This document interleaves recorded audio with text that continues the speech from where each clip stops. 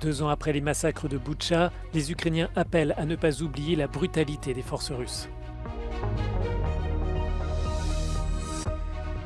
Réunis jusqu'à jeudi dans la capitale belge, les chefs de la diplomatie européenne discutent une aide de 100 milliards d'euros à l'Ukraine. Israël reconnaît une grave erreur en tuant 7 membres de l'ONG World Central Kitchen. Lors de son audience générale, le pape François appelle à faciliter l'accès à l'aide humanitaire. Au moins 7 morts et plus de 700 blessés dans un tremblement de terre à Taïwan ce mercredi matin. C'est le séisme le plus important sur l'île en 25 ans. La brutalité de l'invasion de l'Ukraine par la Russie est apparue au grand jour après la libération de Boutcha et d'Irpin. Euronews s'est rendu sur place pour rencontrer les habitants 2 ans après le départ des forces russes. Les vestiges bombardés de l'hôpital et du centre culturel de Boutcha sont un rappel quotidien des combats. L'ancienne adjointe au maire de la ville de l'époque se souvient, elle devait aider les familles à identifier et à enterrer les victimes. The scale of massacre we saw only after, when we started to collect killed people and exhumation everywhere, because people didn't have the possibility to bury their beloved ones in a regular way on the cemeteries. They were burying them in the yards, in the squares, in our beautiful parks, and that was very shocking. And especially it was very hard to identify killed people, and negotiations with relatives, with families. The most awful was to negotiate with moms. What do you mean? To bury killed person, you need to identify it personally, and somebody have to help mom to get the killed kid, and that's the most awful experience in my life. L'armée russe s'est emparée de Boutcha et d'Irpin dans l'objectif de prendre Kiev. Les forces ukrainiennes ont alors détruit le pont qui enjambe la rivière Irpin, repoussant ainsi l'avancée des soldats russes vers la capitale de l'Ukraine. That was direct execution. They had tied arms and they were killed from the back, head from very close distance. On that crosses, we saw at least 12 killed people when Bucha was liberated. Russians didn't allow to bury killed civilians, to frighten those who stayed.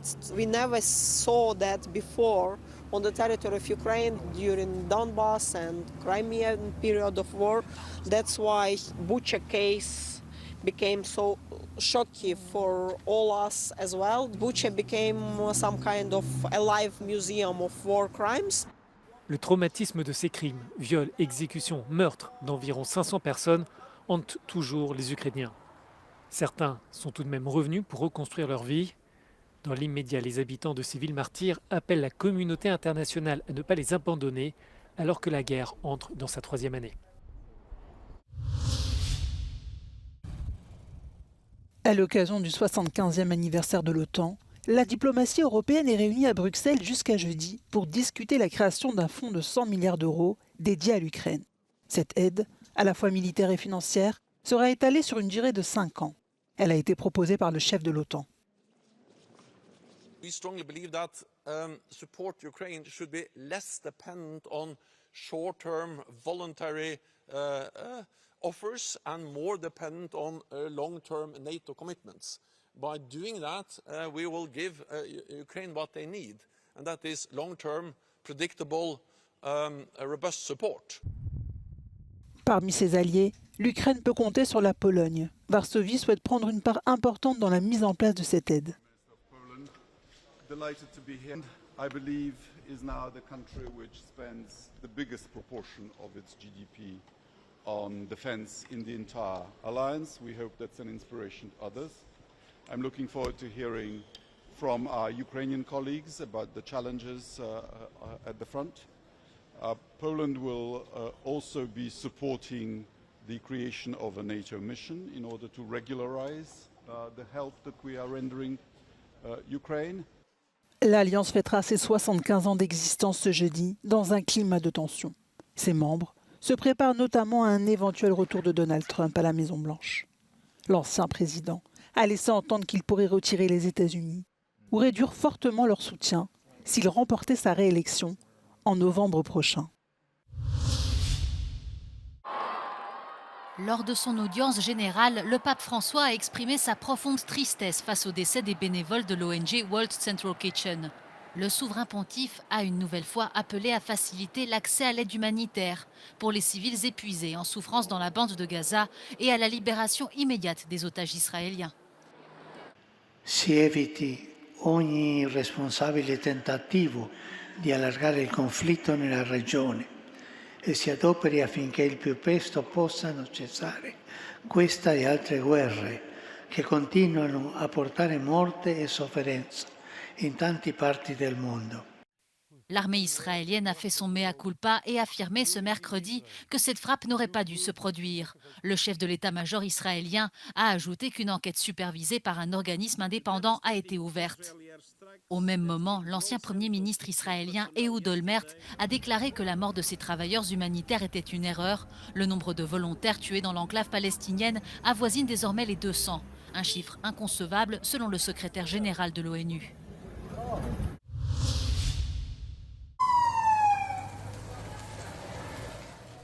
Le bilan à Taïwan s'est alourdi. Au moins 9 personnes sont mortes et 800 autres ont été blessées selon les autorités. Les secours sont toujours à l'œuvre.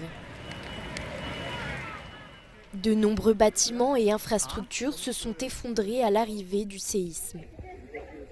Mais des règles de construction strictes et une bonne préparation aux risques naturels ont permis d'éviter une catastrophe majeure pour l'île. Certains bâtiments ne se sont pas effondrés complètement, permettant aux familles d'évacuer, comme cet immeuble rouge de 7 étages, partiellement effondré, incliné à environ 60 degrés. D'importantes secousses ont été ressenties dans la capitale, Taipei.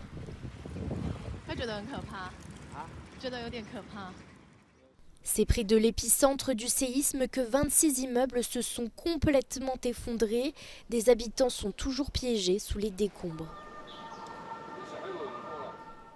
Des éboulements massifs se sont produits, bloquant des routes et détruisant des tunnels.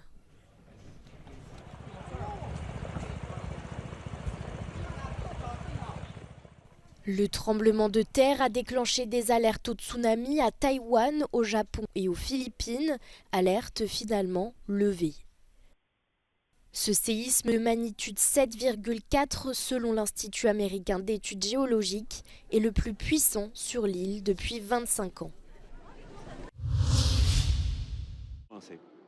À 44 ans, Bassirou Diomaye Faye devient le 5e président du Sénégal. Mardi, il a prêté serment devant un parterre d'officiels et de dirigeants africains. Cet ancien contrôleur des impôts a connu une ascension éclair.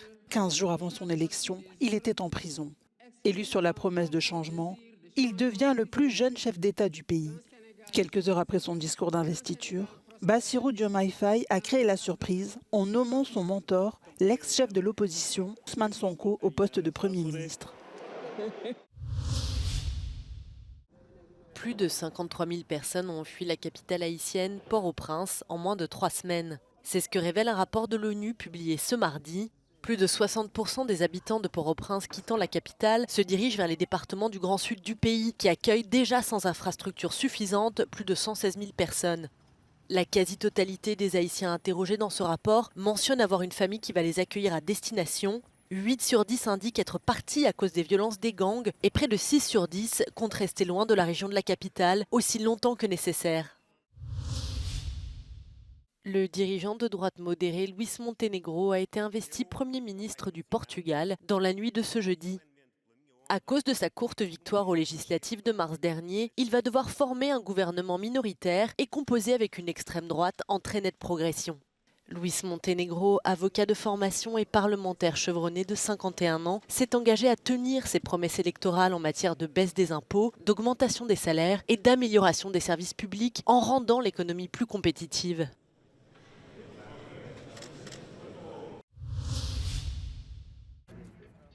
Plonger dans un des sites archéologiques les plus célèbres du monde, c'est l'objectif d'un nouveau projet dévoilé mardi à Rome.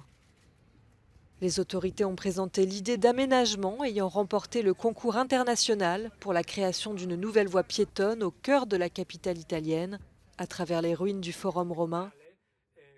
Le jury a choisi entre 23 propositions de cabinets d'architectes et c'est un Italien qui l'a remporté. Il permettra à tous de mieux comprendre le fonctionnement historique, religieux et politique du centre de la Rome antique. Et il sera aussi plus accessible et pas seulement aux touristes, comme l'explique le maire de Rome.